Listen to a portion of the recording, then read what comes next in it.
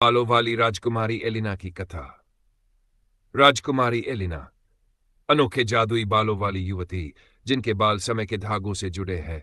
समयवाचक उशी कालवंत, वह साधु जो समय के रहस्यों का ज्ञाता है।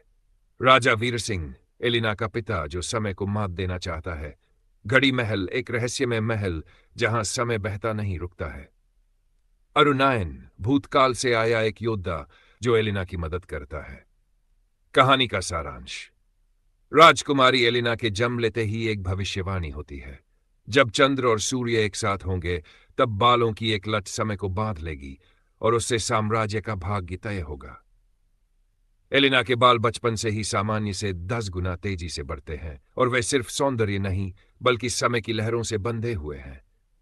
एक दिन एलिना अपने बालों में उलझे एक सुनहरे धागे को खींचती है और अचानक वह बीते हुए समय में पहुंच जाती है। वह वहां अरुणायन से मिलती है जो एक समयभ्रष्ट योद्धा है। उसे 65 साल पहले राजा वीर सिंह के पूर्वजों ने बलि स्वरूप समय में फंसा दिया था। वह जानती है कि उसके बाल सिर्फ समय को नहीं छू सकते बल्कि उसे बदल भी सकते हैं। अब वह लौटना चाहती है लेकिन उसे वापस आने के लिए 3 समय द्वारों से गुजरना होगा।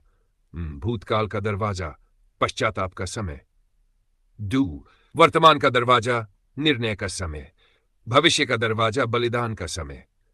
हर द्वार पर वह एक कठोर परीक्षा देती है। बाल कटवाने, प्रियजनों को खोने और स्वयं को मिटाने की परीक्षा। अंत में वह अपने बालों को पूर्ण रूप से त्यागती है और तभी समय का पहिया पुनः चलता है। राजा वीर सिंह जो अमरत्व चाहता था, समय की उल्टी धारा में खो जाता है। एलिना को समय रक्षिका की उपाधि मिलती है और वह एक साधारण लड़की बनकर संसार में समय की देखरेख करती है। प्रस्तावना। राजकुमारी की परछाई बालों में उलझी थी। राजमहल में उस दिन भी वही हुआ। जब एलिना की आंखें खुली तो आधी छत उसके बालों से ढकी थी। दासी डरकर बोली, राजकुमारी, ये तो देवताओं की लीला है।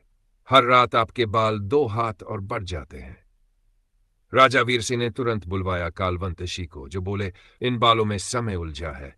ये न केवल बीते समय को देखते हैं बल्कि चाहे तो बदल भी सकते हैं।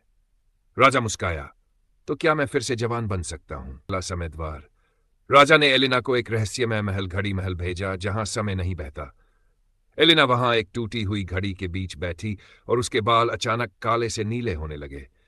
तभी एक दरवाजा खुला और वहां भूतकाल था। वह वहां गई और देखा अपनी मां को जो कभी जिंदा नहीं थी। लेकिन वहां एक शर्त थी, यदि वह मां को गले लगाएगी तो वर्तमान में राजा वीर सिंह की याद मिट जाएगी। क्या वह मां को चुनेगी या पिता की याद को? यहीं से शुरू होगा